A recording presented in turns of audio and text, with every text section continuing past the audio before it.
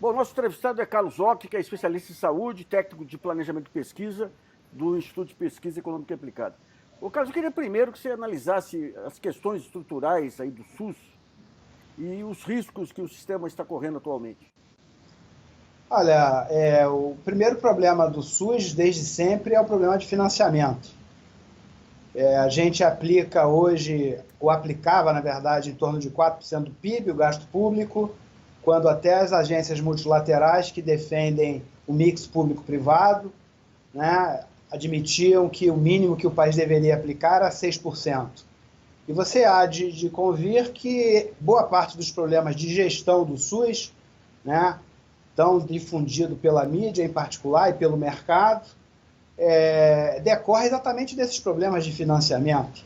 Né? Se você entender eficiência como a melhor prática, ou na área da saúde entender como a eficácia, a qualidade e a segurança, né, dos bens e serviços produzidos no setor, no caso brasileiro, certamente você precisa de mais recursos e não menos, como advoga o Ministério da Saúde hoje e o próprio Banco Mundial. Um segundo problema também que não digamos assim, irrelevante, é o problema da própria organização do sistema. Ou seja, depois de 30 anos, a gente teve dificuldade de fazer com que a base territorial do SUS fosse as regiões de saúde, o que poderia estar, de certa maneira, não só melhorando a cobertura e a qualidade dos serviços, mas, sobretudo, o sistema dado do país continental, você está ganhando o que os economistas chamam, e você conhece bem, economia de escala. Né?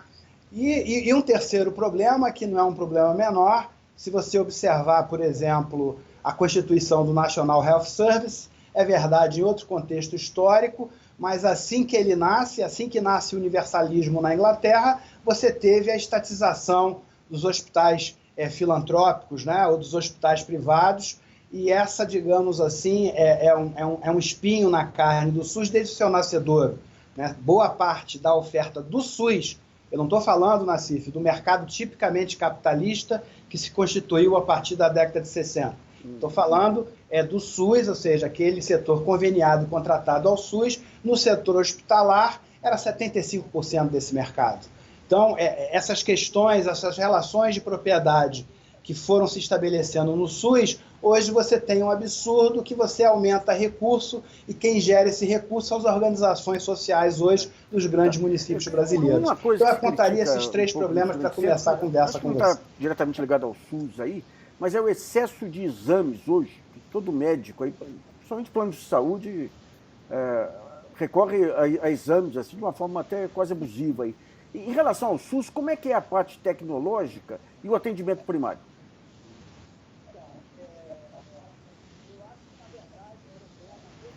Então, eu acho que, na verdade, o problema no SUS em particular, se você me permite, Nassif, apesar desse senso comum, é a ausência de exames.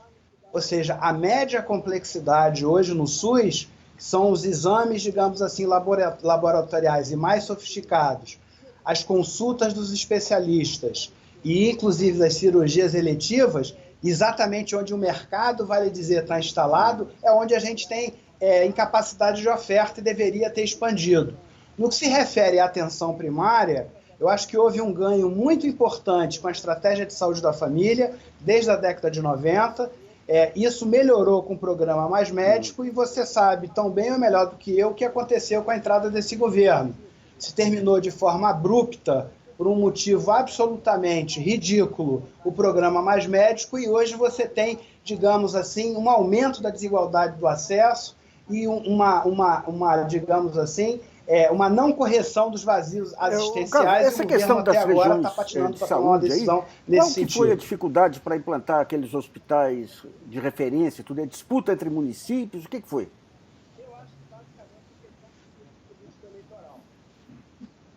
Eu acho que basicamente a questão do ciclo político eleitoral.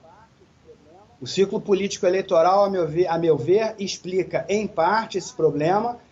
E um outro problema também, Nassif, é verdade que você, até a introdução da emenda constitucional 95, você tinha um problema de subfinanciamento crônico.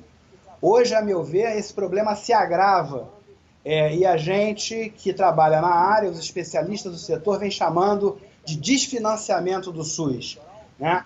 Então, você há de convir também que, além do problema do ciclo político eleitoral, você fazer uma discussão de partilha, né, de recursos sem um crescimento significativo dos mesmos, essa questão é mais complicado, é mais difícil. Da tentativa do Paulo Guedes agora de incluir despesa com aposentados em saúde e educação nas despesas obrigatórias, ou desvincular as despesas obrigatórias, ou juntar a educação, aliás, segurança e saúde, educação no mesmo balaio. O que pode significar em termos percentuais aí de cortes de despesa, de receita?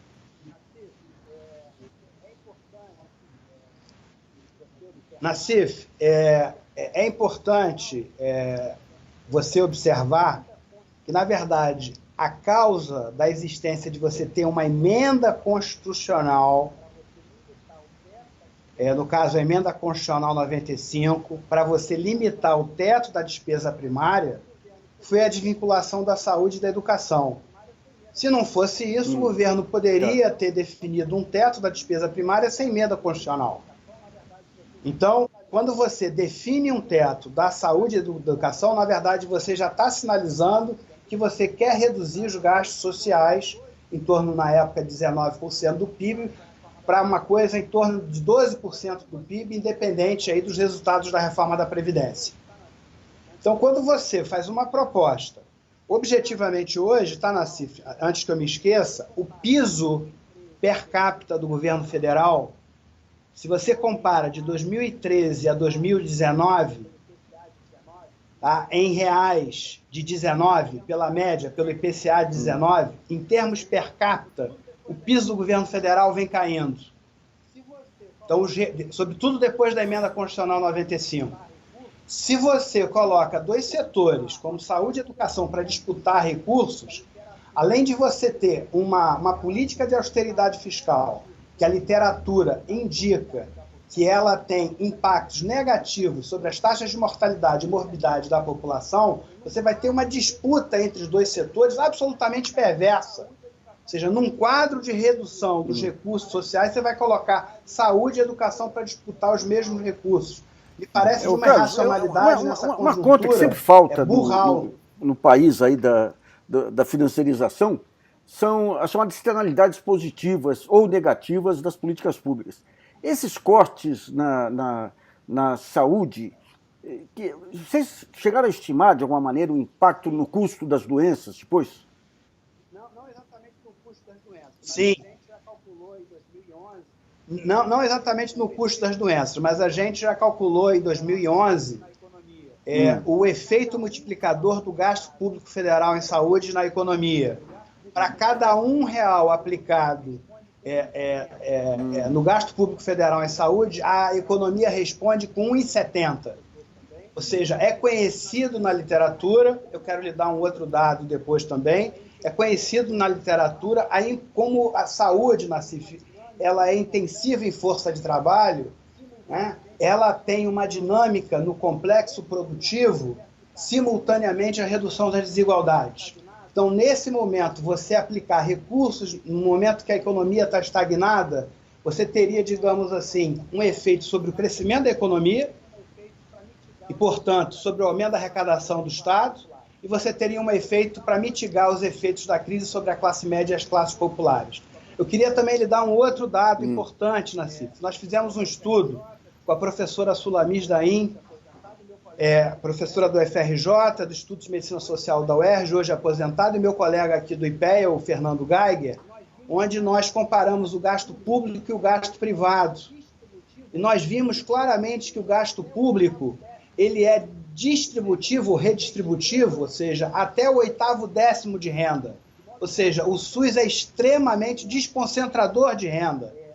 De modo que era muito importante que, nesse momento de crise, sobretudo porque no momento de crise a medicina social, a clássica, lá da década de 70, já identificava que a piora nas condições de vida, com desemprego, com recessão, piora as condições de saúde, Se você aplicasse em saúde, você poderia estar duplamente atacando o desemprego, de um lado, e melhorando as condições de saúde das classes populares, que é quem mais precisa nesse momento. Que foi o mais racional programa de política industrial que eu já vi em toda a minha longa carreira de jornalista econômico.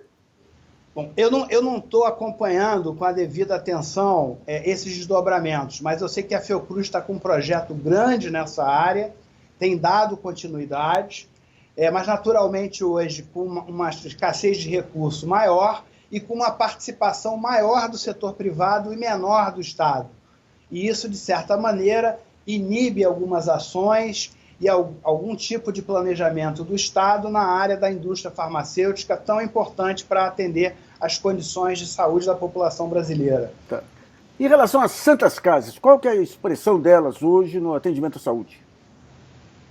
Ela é significativa, mas o que a gente não pode se esquecer é que o setor privado hospitalar hoje no Brasil, o filantrópico e o privado, a regulação dos planos de saúde anda mal das pernas e querem piorar.